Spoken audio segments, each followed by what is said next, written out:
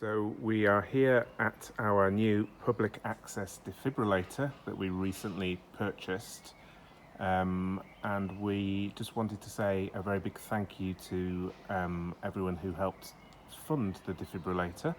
So that's the local councillors for Chapel Allerton ward, for Moortown ward, and for the Little London and Woodhouse wards, and also the Inner North East Housing Area panel. It's because of you that we've been able to purchase this defibrillator.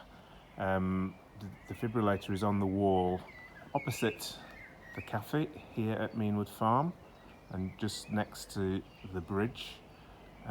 It's available to anyone to use, and we're just going to show you a bit of a instruction video on how to use a defibrillator.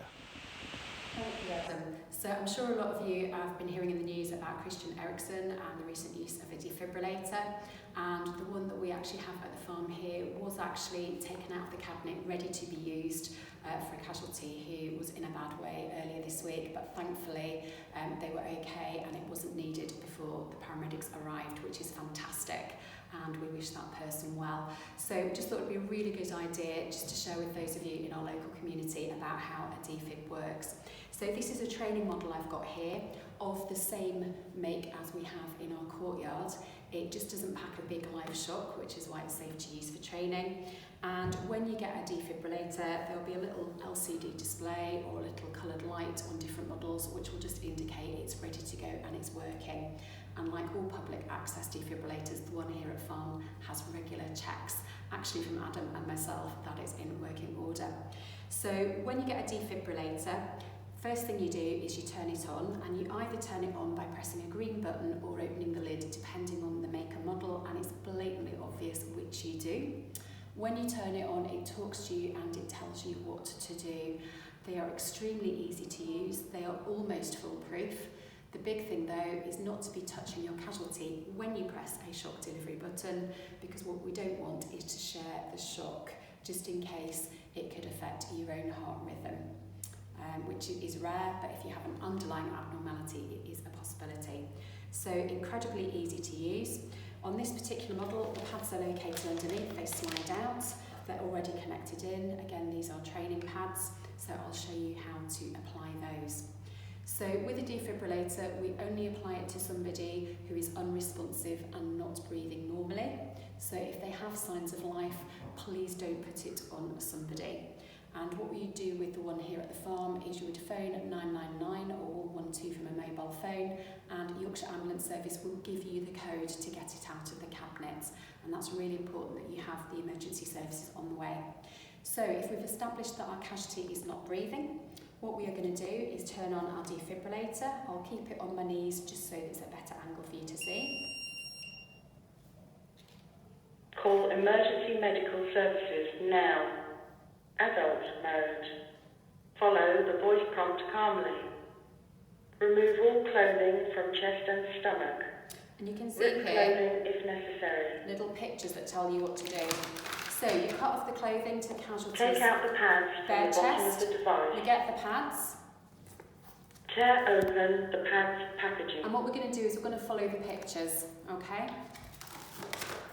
One somewhere around Look back closely here. at the picture on each pad. Peel off the pad labelled 1 and stick to the bare skin of the patient, exactly as shown in the picture. Now this will keep giving prompts because it's a training Peel one. off the pad I have labelled to tell 2 the training one that it and is stick actually to the bare attached. skin of the Do not touch the patient. Right, stop Analysing CPR, move heart back, rate. everybody clear. And it's gone to this little keep clear sign Shock here. advised.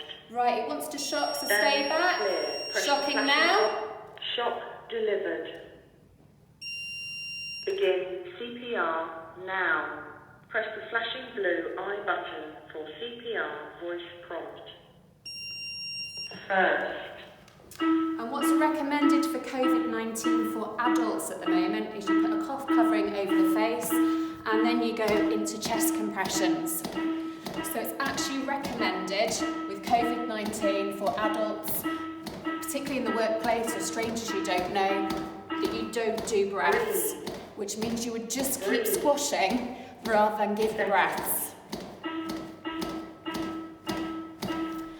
machine will keep giving you CPR prompts. I'm going to shut it up so I can talk to you properly. System shutting down. And it will keep giving you CPR prompts for 2 minutes. After 2 minutes, it will tell you to get off the casualty. It will reanalyse their heart rhythm. If their heart would benefit from a shock, again, it will charge and it will let you press that shock delivery button. They are that easy to use. Now, anybody who's had a shock, without exception, will need chest compressions immediately afterwards, as I've just demonstrated. And the way that we usually do them is we interlock our hands. We use the heel of our hand on the centre of the breastbone, it's roughly between the armpits, and we get our body weight over the top, our elbows nice and straight, and for an adult we're aiming for 5 to 6 centimetres deep.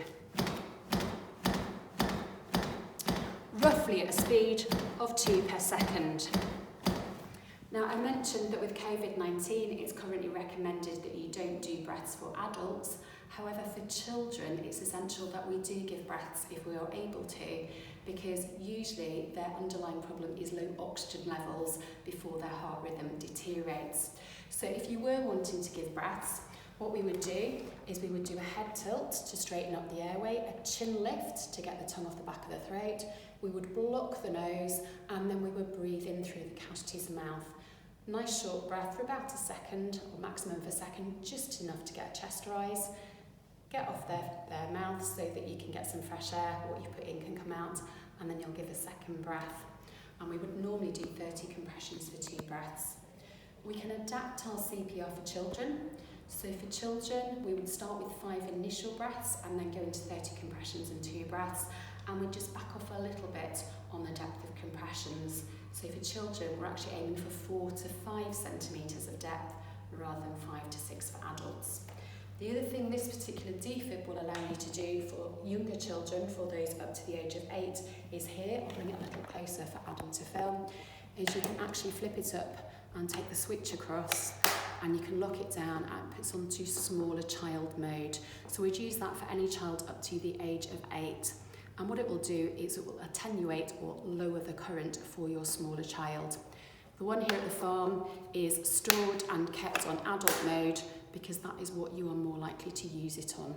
Okay. So that is a very quick overview of things to do with CPR and defibs. Obviously there is a lot more you can learn, a lot more you can learn with training, and if you do training courses you can actually get some hands-on practice with some training units. But Adam and I are hopeful that should the need arise, if you've watched this video, at least you have a clue of what to expect.